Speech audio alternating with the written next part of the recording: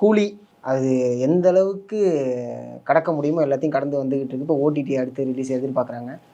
கூலிக்கு ஒரு ஆன்டி கேம்பெயினாக நடந்துகிட்டு இருக்குங்கிற ஒரு ஒரு விமர்சனம் இருக்குது. அது நீங்கள் எப்படி சார் பார்க்குறீங்க? இல்லைங்க, நான் அப்படி பார்க்கலங்க. ஆன்டி கேம்பெயின்லாம் நல்ல படங்கள் எதற்குமே வேலை செய்யாது. ஓகே.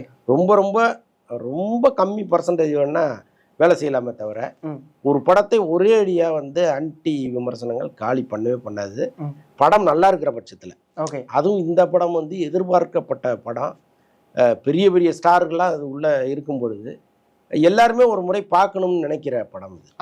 ஸோ அப்படி இருந்தும் நீங்கள் இந்த படத்துக்கு வந்து சரியான விமர்சனங்கள் வெளியில் வந்ததுனால நிறைய பேர் உள்ளே போகலன்னு வேணா எடுத்தீங்களே தவிர இது வந்து திட்டமிட்டு பரப்பப்பட்ட வதந்தி. இது வந்து அப்படி சொல்லி இப்படி சொல்லி இந்த படத்தை வந்து முடக்கிட்டாங்க அப்படின்னு சொல்கிறதெல்லாம் நியாயமான வாதம் இல்லை. ஓகே.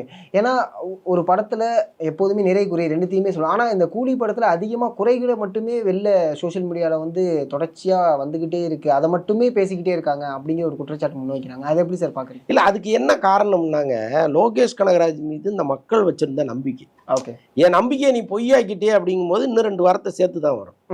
நீங்கள் இப்போ ஒரு ஆவரேஜ் டைரக்டர் இருக்காருன்னு வச்சுங்களேன். அவர் ஒரு படம் பண்ணியிருந்தாருன்னா அதே மனநிலையோடு தான் தியேட்டருக்கு வருவான். இந்த படம் சுமாராக இருக்கும்பா அப்படின்னு நினச்சிட்டு வருவான். ஓரளவுக்கு நல்லா இருந்தால் கூட சூப்பர்ன்ட்டு போயிடுவான். ஓகே. பட் லோகேஷ் கனகராஜை பொறுத்தளவுக்கு இன்னைக்கு இந்த இளைஞர்கள் மத்தியில் மிக முக்கியமான டைரக்டராக கருதப்படுறார்.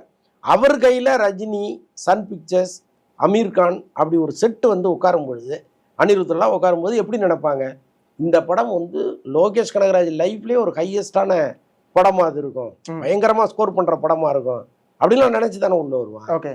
அவன் நினைத்ததில் 5% குறைஞ்சா கூட அவனால் பொறுத்துக்க முடியாது. புரியுது சார். அதுதான் வந்து இந்த மாதிரி இது மைனஸ் அது மைனஸ்ன்னு சோசியல் மீடியாவில் சொன்னாங்களே தவிர ஒரே அடியாக வந்து இந்த விஜய் ரசிகர்கள் ரஜினிக்கு எதிராக வந்து இறங்கி அடித்தாங்க அப்படின்லாம் சொல்கிறதுங்கிறது ரொம்ப ரொம்ப சின்ன பாயிண்ட் தான். அது ஓகே. அது பெருசாக நம்ம எடுத்துக்கணும்.